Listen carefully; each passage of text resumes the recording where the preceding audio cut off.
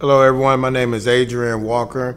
I'm a member of the branch, and I'm excited to share my testimony of how far God has brought me. The enemy specializes in keeping us in certain cycles, certain addictions, certain patterns. I was so far in my cycle and addiction and all other negative behavior that comes along with Satan and the darts that he continues to throw at you, that I ended up going to Presbyterian Hospital in Dallas and was there for a while and got involved in a rehab program through there.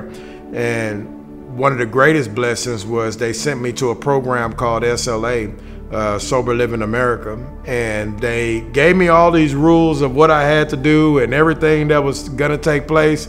And they said, oh yeah, and plus you gotta go to church on Sunday, every Sunday.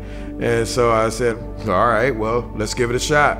So I came to church, and one of the first brothers that I met at the branch was Chris Geigel.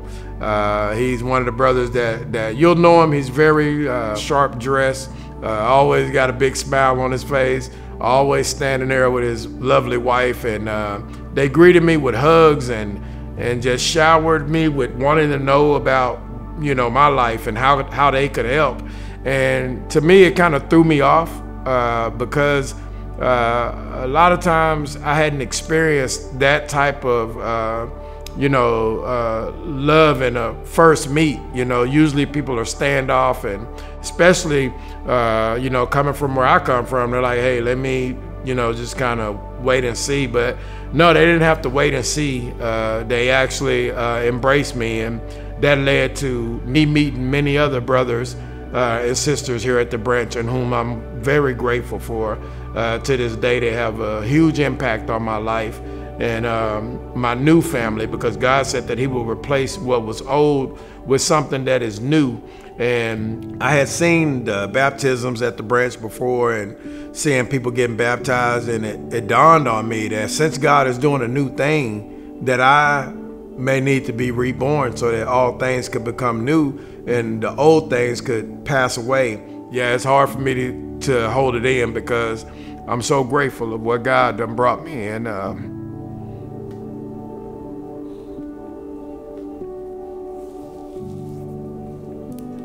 he's brought me a mighty long way. And I'm just, when I look back over my life, and there was times where I just wanted to die, that I just didn't think that I would ever have a life worth living.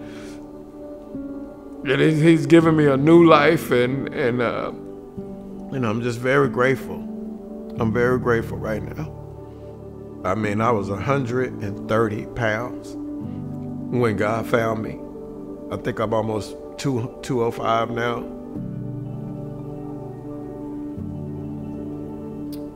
I was sleeping in alleys. I was sleeping in abandoned houses.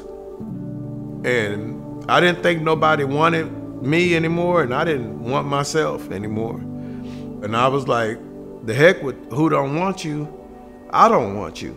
And the Lord spoke to me, and he said that I am with you even now, and I will be with you forevermore. You are my son.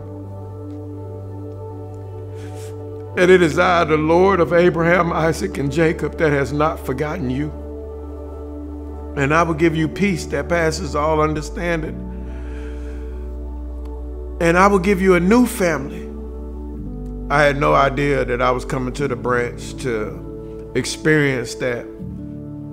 I know Pastor Chris is sharing a story with us all about finding the treasure in the field. Matter of fact, I was looking over my sermon notes, as if you go to the branch, you get sermon notes, you get cheat sheets that you can reflect back on. So that's another one of my good nuggets that I enjoy.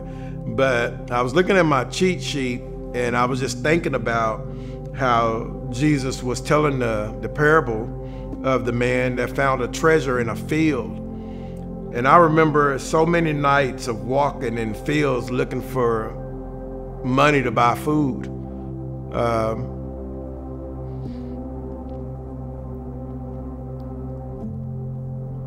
And when you're looking for money on the ground, the chances are it's not going to be there when you're looking for it. You always find it when you're not looking for it. Wow. You always find it when you're not looking for it.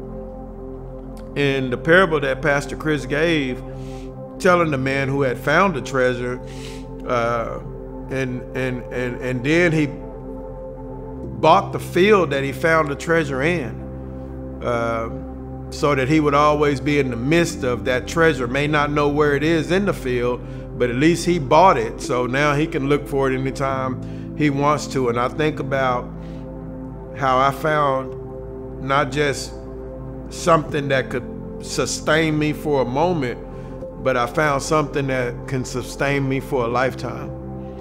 And that's my Lord and Savior.